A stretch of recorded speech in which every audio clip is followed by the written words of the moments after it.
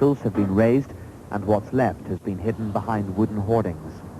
1 year later, people are still trying to come to terms with the loss of life and the maiming.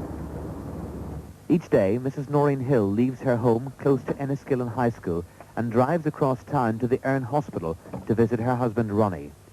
He's the school principal, and since Remembrance Sunday last year, he's been in intensive care in a coma with severe brain damage. When the bomb went off, he was buried under rubble as the building collapsed around him. All I could think of was that we were one of the fortunate families, that Ronnie was still alive, and he was able to try, and he couldn't speak very much because of his broken jaw, and his face was so badly swollen. But I thought we were one of the fortunate families, that everything would be all right now. Ronnie could die tomorrow. I mean, we know this. Anyone with a trachea are very prone to infections, any infection that's going. We just keep praying that there will be a miracle and Ronnie will get better. When you visit the hospital, do you try and do something different, or does each day have a certain sameness? No, it doesn't have a sameness.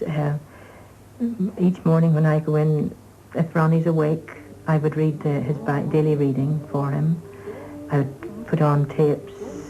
I would put on a tape on the tape recorder for him, or we would put on the television. If he's awake, I read to him, and then I would talk to him and tell him if someone said, tell Ronnie I was asking for him, give Ronnie my love. Walking into the ward and looking at Ronnie, except for the tube that's in his nose and he breathes through the trachea. I think Ronnie was just lying there sleeping or preparing to sleep. But when you go over and speak to him, you don't get any reaction at all. Since Enniskillen, there have been other atrocities in Northern Ireland.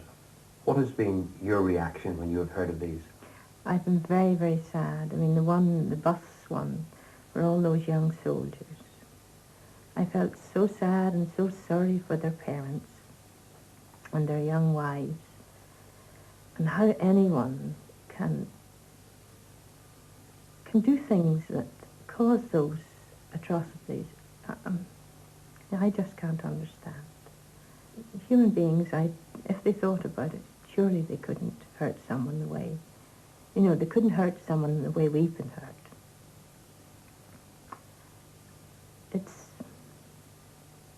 It has been, dreadful at times. When we were told Ronnie was going to die, and each time it didn't get any less. Each time it was just as bad as the first time. Is it practical to consider him being taken out of hospital? Well, I would love to have him home. And I sometimes say it's selfishness on my part, but it'd be lovely to get up in the morning and come downstairs in my dressing gown and mess around and go in and see Ronnie and come back out again and do something else around the house, rather than come down and have breakfast and then off to hospital. I know I don't have to do it, but I feel that it's something I owe Ronnie, and I should do. I tell him each night that I'll be back in the morning to see him. And so I go back each morning. That report from Paul Clark.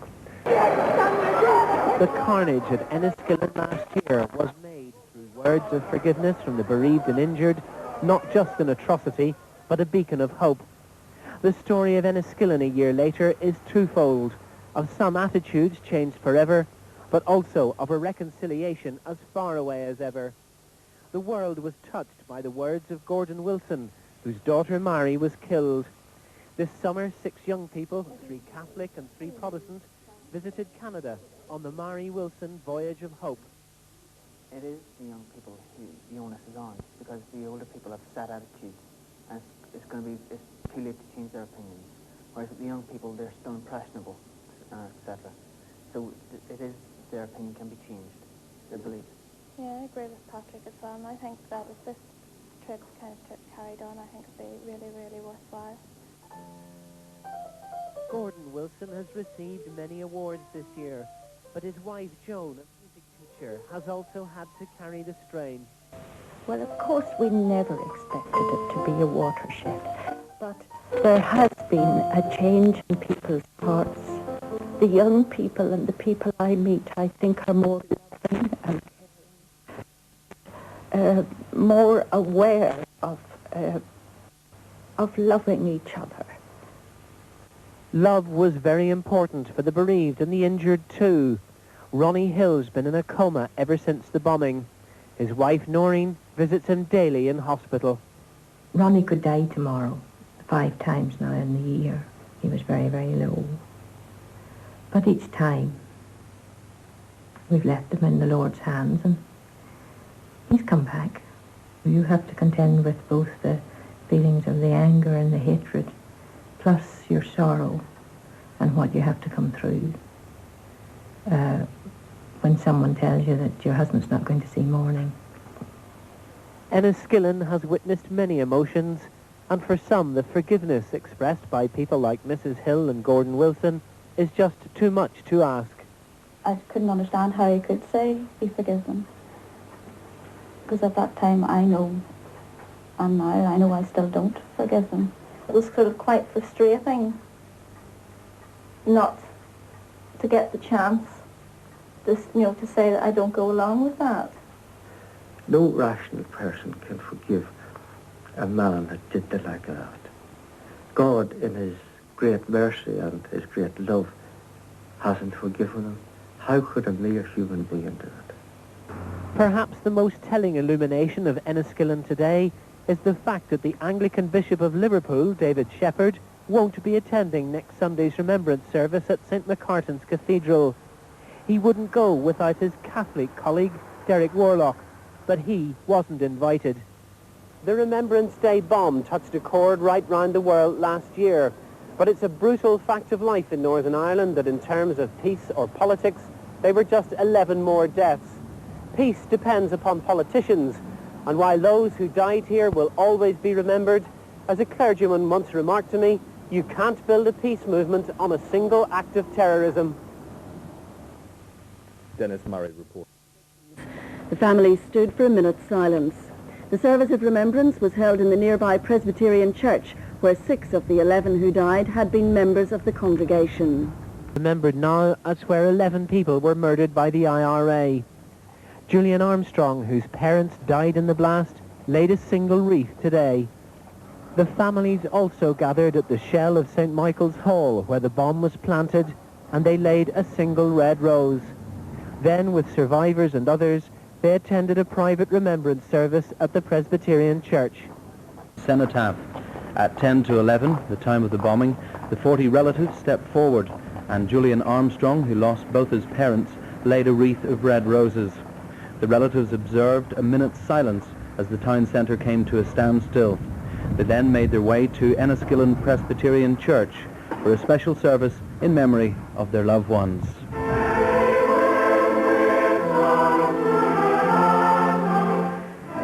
The thoughts of the nation will be with Enniskillen this Remembrance Sunday, so it's fitting that the choir of St. Macartan's Cathedral should open the main Festival of Remembrance in London's Royal Albert Hall with this anthem. Specially composed for the service shattered by the IRA bomb, it will also be sung in Enniskillen on Sunday by a special choir of pupils from local schools. It's exactly a year to the day since the terrible scenes at the War Memorial, scenes which will stay with the survivors forever. Many will turn their steps back here for the first time this Sunday, afraid to go, but determined not to stay away. The most poignant is young Julian Armstrong, who lost both his parents, Wesley and Bertha. I was at the railings between mother and father.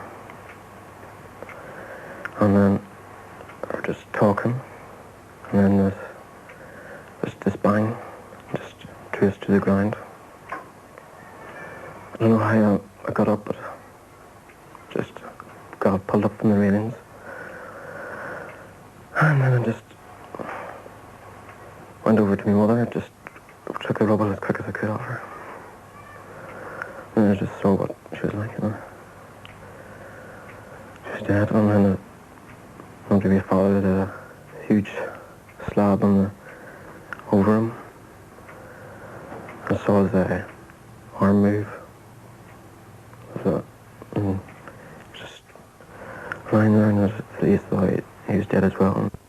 Remembrance Day service. The hymn should have been performed at St Macartan's Cathedral, Enniskillen, at last year's Remembrance Day service, but the performance was cancelled after the bomb went off at the cenotaph. Choirmaster William McBride composed the hymn, and earlier today herded his choristers onto a coach for their journey to London.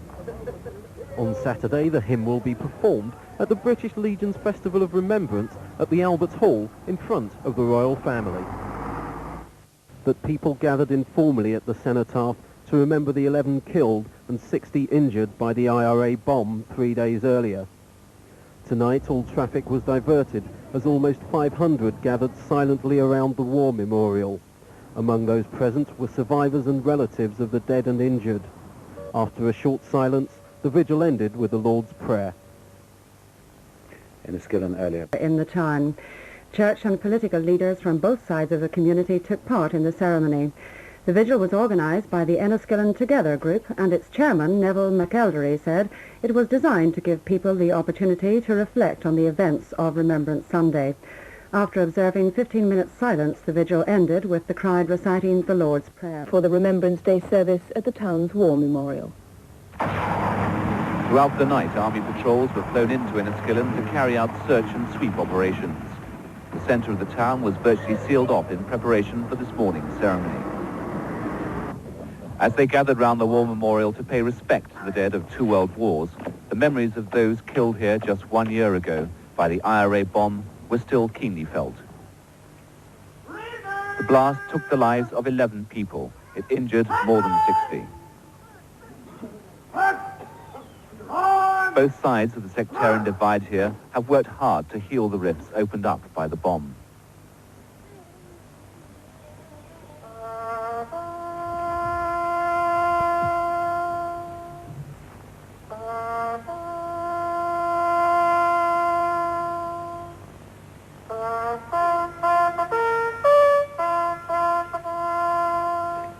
Today, each of the churches will be marking Remembrance Day with their own services.